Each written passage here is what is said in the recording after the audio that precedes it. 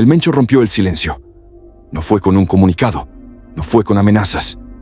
Fue con una voz quebrada, temblorosa, asustada.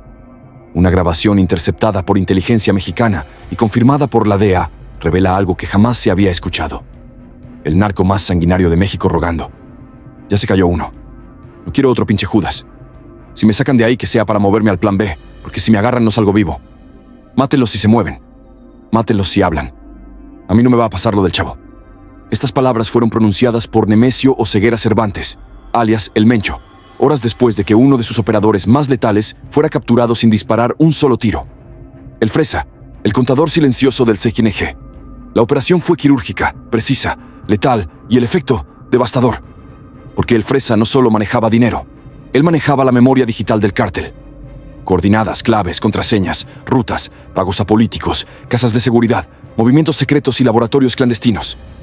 Y en las primeras horas de interrogatorio, lo soltó todo. USBs, discos duros, laptops, planos cifrados, mapas, enlaces y un dato que cambió todo. La ubicación exacta del Mencho. Un escondite oculto en la selva, entre los límites de Jalisco, Colima y Michoacán. Un punto invisible al ojo humano, rodeado por barrancos, túneles, entradas camufladas y casas de seguridad interconectadas. El monstruo que nunca pudieron atrapar acaba de ser localizado. Y esta vez no se está buscando detenerlo. Se lo está cazando, como a un animal que ya no tiene dónde correr. Sección 2. ¿Quién es el Fresa? Duración: 2.5 minutos.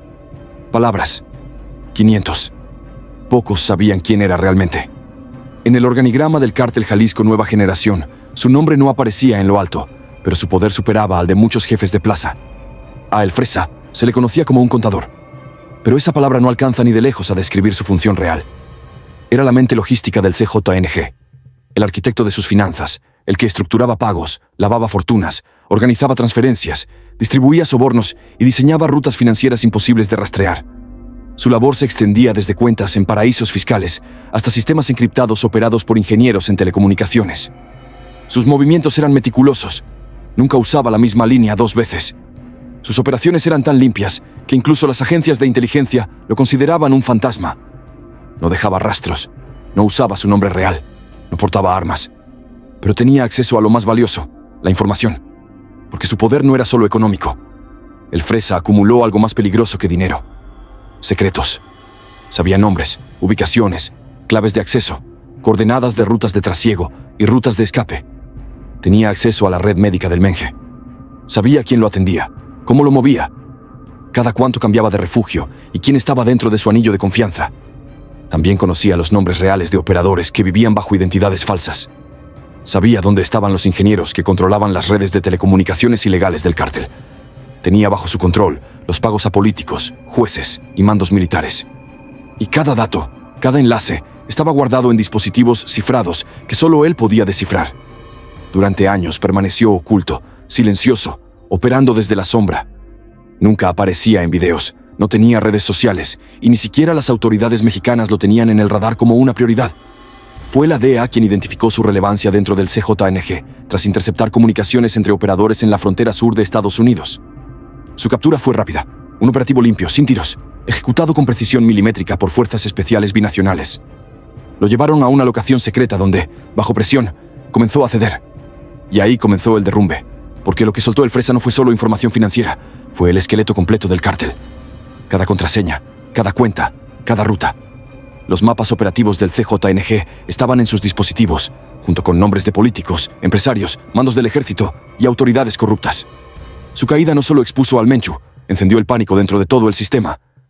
El temor a que más operadores sean capturados con información igual de explosiva es lo que tiene a toda la estructura criminal al borde del colapso. Porque si el Fresa habló, cualquiera puede hacerlo. Sección 3. Coordenadas del terror. Duración: 3 minutos. Palabras: 600. La información entregada por el Fresa no era una lista más. No era un archivo genérico. Era un golpe directo al corazón del CJNG. Entre los documentos, discos duros y claves USB que entregó, había algo que cambió el curso de toda la operación. Las coordenadas exactas del escondite actual de Nemesio Oseguera Cervantes. Durante años, el Menchu fue invisible. Cada intento por capturarlo terminaba en silencio, en fracaso o en sangre. Pero esta vez, los datos no vinieron de un informante de segunda. Vinieron del hombre que organizaba su logística personal. Y los datos eran tan precisos que las agencias no necesitaron confirmar. Comenzaron a actuar de inmediato. El lugar señalado era una zona selvática entre los límites de Jalisco, Colima y Michoacán. Una franja montañosa, conocida por su terreno hostil, rodeada de barrancos profundos, caminos de difícil acceso y una red de casas de seguridad interconectadas por túneles subterráneos. Un sitio diseñado para desaparecer sin dejar rastro, imposible de penetrar sin alertar al enemigo. Según la información revelada, el Menchu cambia de casa cada 72 horas. No duerme 2 noches seguidas en el mismo sitio. Usa vehículos sin placas, helicópteros sin plan de vuelo y un equipo médico que lo monitorea día y noche. Sufre una enfermedad renal que ha debilitado su cuerpo, pero no su paranoia. Su red de seguridad está compuesta por apenas 4 personas, 2 de las cuales ya están siendo monitoreadas por inteligencia mexicana. El perímetro está lleno de rutas de escape ocultas, entradas camufladas con vegetación falsa, sensores térmicos y dispositivos de vigilancia que detectan movimiento incluso entre la niebla densa de la madrugada. Todo eso estaba en los planos encontrados en los dispositivos de El Fresa. Todo documentado, todo con marcas de GPS, todo verificado por satélites estadounidenses en tiempo real. El Menchu había convertido esa zona en su santuario, pero también en su prisión, porque tras la confirmación de las coordenadas, comenzó el cierre del cerco. No hubo filtraciones a la prensa, no hubo tiempo para advertencias. Las fuerzas especiales comenzaron a rodear la región con una precisión quirúrgica. No se trataba de un operativo más, era una misión de cacería, una que no buscaba detener, sino eliminar. El mapa mostrado por la DEA era claro. El Menchu estaba encerrado en un radio menor, a 8 kilómetros. Dentro de esa zona se identificaron al menos 3 casas activas, una clínica médica improvisada, 2 hangares camuflados y múltiples túneles. Cada entrada, cada salida, cada barranco estaba siendo escaneado en tiempo real con drones de reconocimiento térmico, cámaras hipersensibles y vigilancia aérea a las 24 horas. Incluso se descubrió un sistema interno de ventilación y evacuación en caso de ataques aéreos. El nivel de ingeniería aplicado en estos refugios superaba a lo visto en otras estructuras narco. Pero nada de eso era suficiente cuando el enemigo conocía ya cada centímetro del terreno. No había escapatoria. La jungla que lo protegió durante años ahora se había vuelto su celda, y lo más letal, no lo sabían solo las autoridades. Lo sabían también sus enemigos, porque la información filtrada comenzó a circular en el bajo mundo. Grupos rivales, viejos aliados, desertores y traidores internos. Todos supieron que el Mencho ya no estaba escondido, estaba atrapado, el Mencho roto. La información fue suficiente para encender las alarmas, pero no tanto como para prever lo que sucedió después. Porque en menos de 24 horas tras la caída de El Fresa, un archivo de audio comenzó a circular entre agencias de inteligencia. Era breve, distorsionado por momentos, pero no dejaba dudas. Era la voz de Nemesio Oseguera Cervantes. Era el Mencho hablando como nunca antes. Las agencias no tardaron en confirmar su autenticidad. No era un mensaje de guerra, no era una amenaza. Era un hombre quebrado, vulnerable, roto. Se escuchaba nervioso, al borde del colapso. El tono tembloroso, las frases entrecortadas, la ansiedad filtrándose entre palabras que ya no lograban disimular el miedo. Era la voz de alguien que sabía que su tiempo se había acabado. Lo que antes era una figura invencible, un mito protegido por montañas, millones y complicidades políticas, ahora se mostraba acorralado. Su red de confianza había comenzado a fallar. 2 de sus hombres más cercanos ya estaban bajo vigilancia. Las coordenadas habían sido filtradas. Los dispositivos de seguridad en sus refugios estaban comprometidos. Nada de lo que construyó podía protegerlo del colapso que se aproximaba. El miedo ya no venía del Estado. Venía de adentro, de los suyos, de quienes podrían traicionarlo por miedo, por dinero o simplemente por sobrevivir. Temía que sus operadores comenzaran a hablar, que uno más decidiera romper el pacto de silencio. Sabía que si lo entregaban, no llegaría vivo al siguiente amanecer. Lo más brutal era que la caída de El Presa había abierto una puerta que ya no se podía cerrar. Los archivos decomisados eran una mina de oro para las agencias. Cada dato verificado confirmaba que su mundo se estaba derrumbando. Se habían activado alertas diplomáticas, monitoreos bancarios y órdenes de intervención legal en múltiples países. Y lo peor para él era saber que su estructura ya estaba contaminada, que los errores cometidos en los últimos días eran irreversibles. El Mencho, el narco más temido del continente, había dejado de ser intocable. Ya no tenía a quién comprar, ya no tenía dónde esconderse, ya no podía confiar en nadie. Era el principio del final. Pero esta vez, con su nombre en el centro del objetivo. CGANG en colapso. Mientras el círculo se cerraba en la sierra, el CGANG comenzaba a desmoronarse desde adentro. Ya no era una organización sólida ni impenetrable. La captura de El Presa y la filtración del audio del Mencho desataron una ola de pánico que no se había visto en años. Los operadores comenzaron a desaparecer. Los mandos medios entraron en modo de supervivencia. Las ejecuciones internas se dispararon. Los rumores crecían como pólvora encendida. Nadie sabía quién era el próximo. Las casas de seguridad se vaciaban. Se quemaban documentos. Se destruían computadoras. Se abandonaban puntos estratégicos. El terror ya no venía de las autoridades. Venía del propio Mencho. Él ordenó limpiar su organización, identificar traidores, eliminar sospechosos, ejecutar sin preguntas. Las señales eran claras. Quien dude, quien falle, quien hable, muere. Se detectaron levantones en Michoacán, Jalisco y Guanajuato. Muchos fueron ejecutados sin pruebas, solo por sospechas. La estructura comenzó a devorarse a sí misma.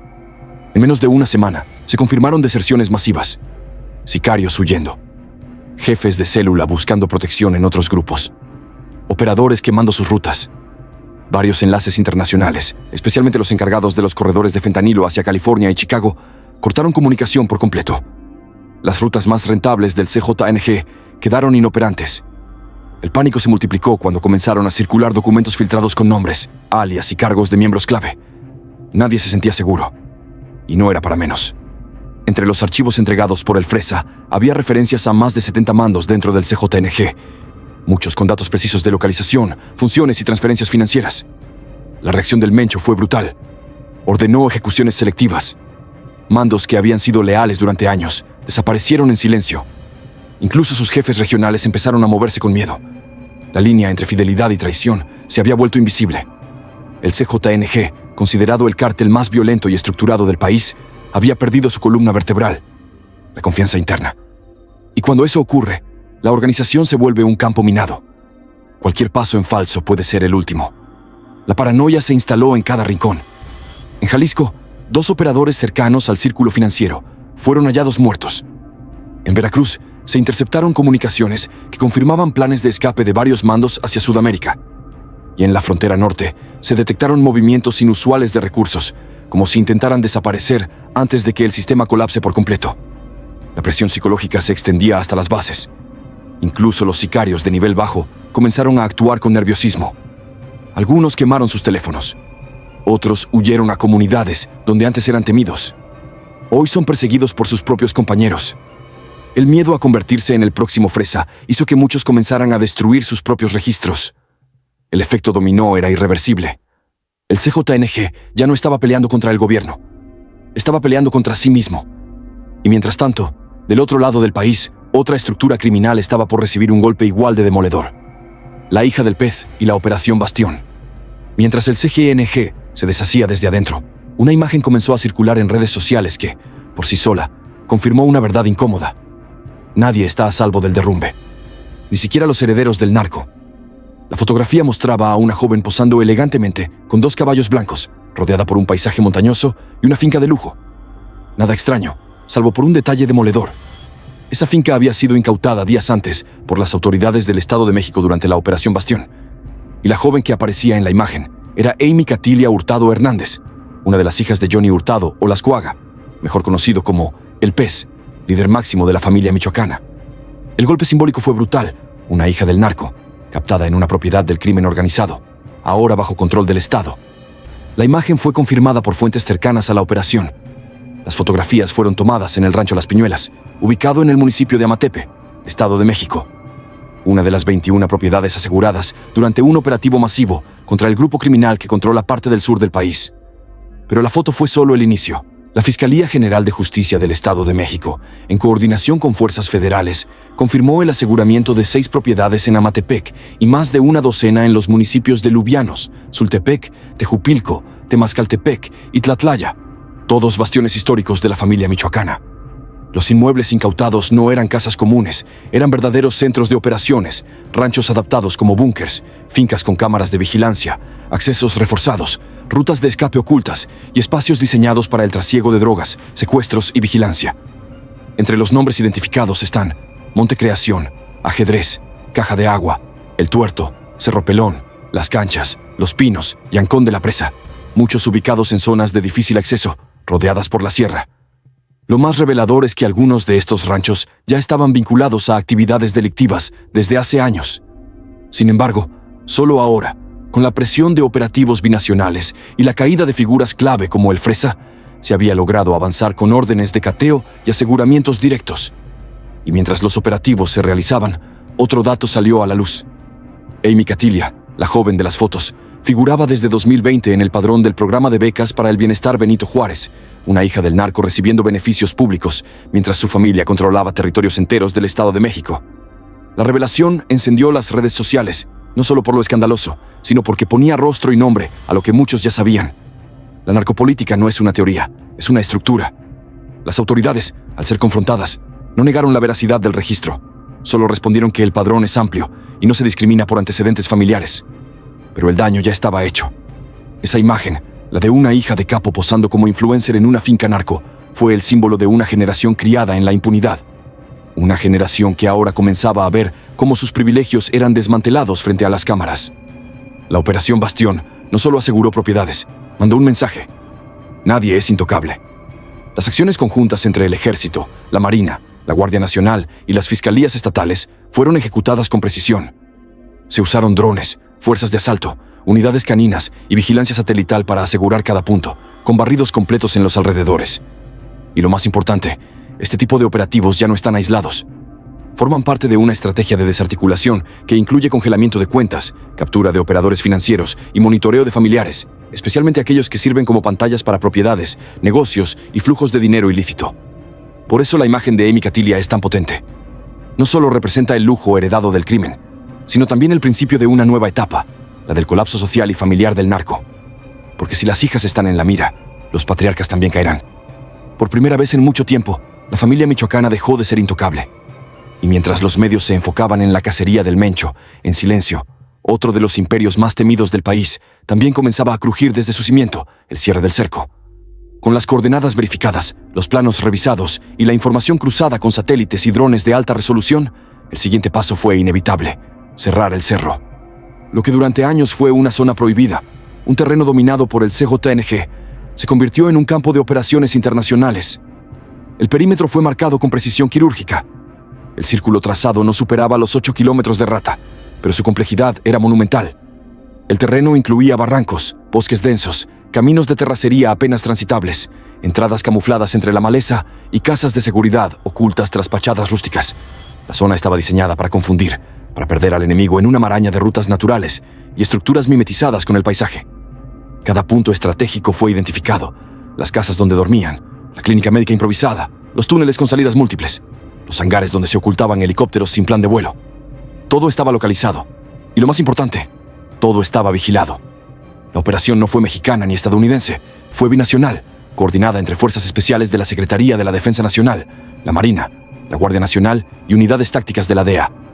Se desplegaron más de 600 elementos, entre francotiradores, expertos en explosivos, escuadrones caninos, rastreadores de montaña y unidades de reconocimiento aéreo. Desde el aire, drones artillados y drones suicidas monitoreaban el terreno día y noche. A nivel del suelo, se activaron inhibidores de señal, sensores de movimiento, escáneres térmicos y radares de largo alcance. El acceso a la zona fue bloqueado por todos los caminos rurales. Los pozos de escape fueron sellados con concreto líquido. Las rutas clandestinas fueron colapsadas con cargas controladas de alta precisión.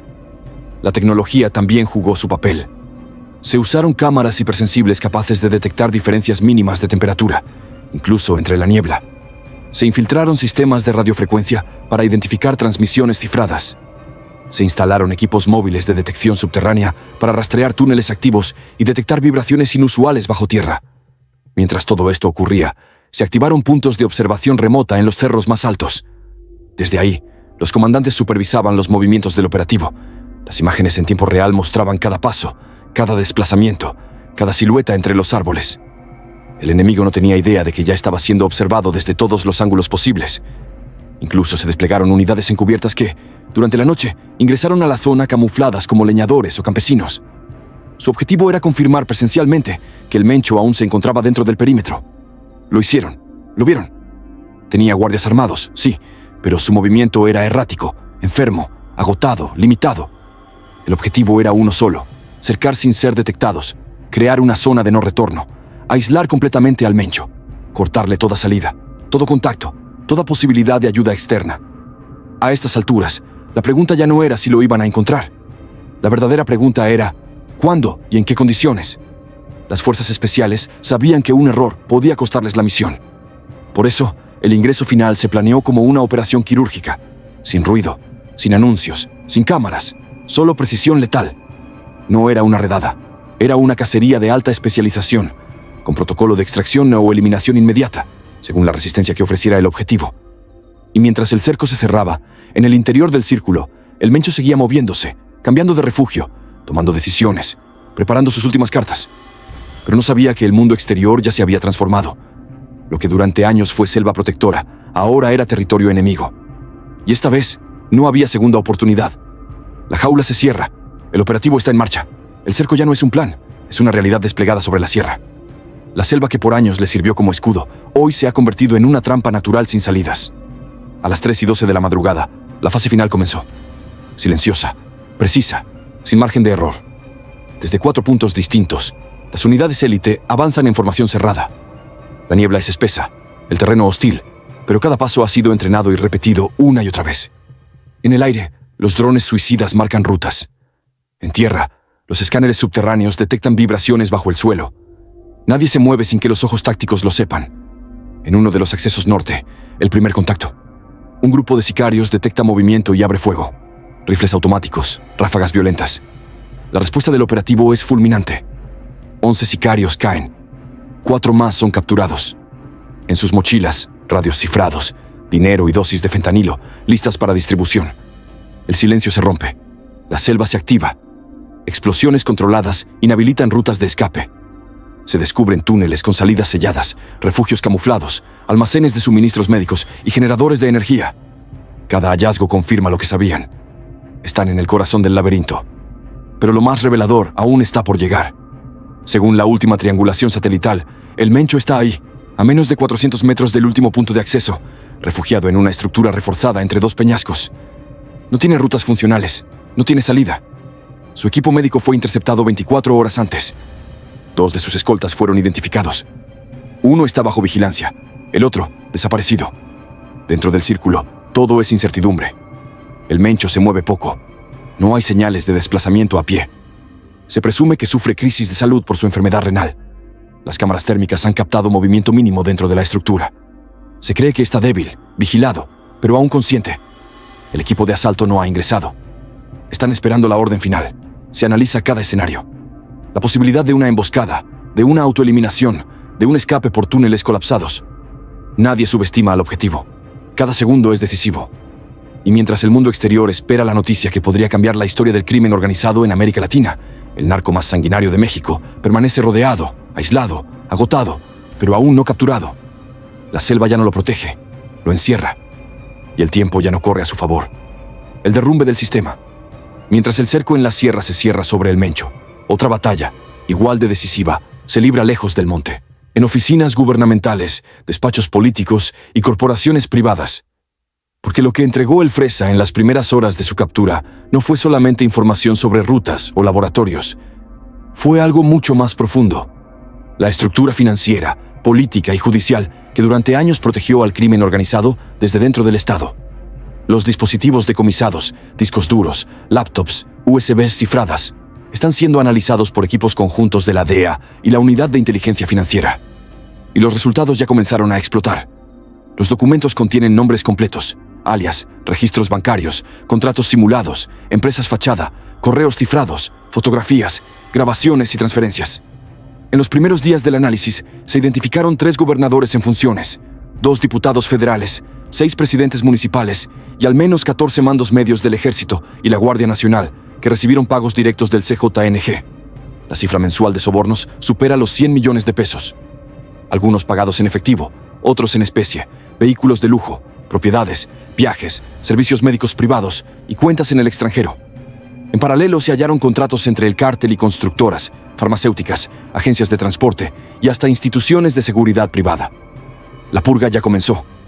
Se han emitido las primeras órdenes de aprehensión, se están congelando cuentas, las propiedades de varios implicados están bajo vigilancia y en el Congreso circulan rumores de renuncias anticipadas para evitar escándalos públicos.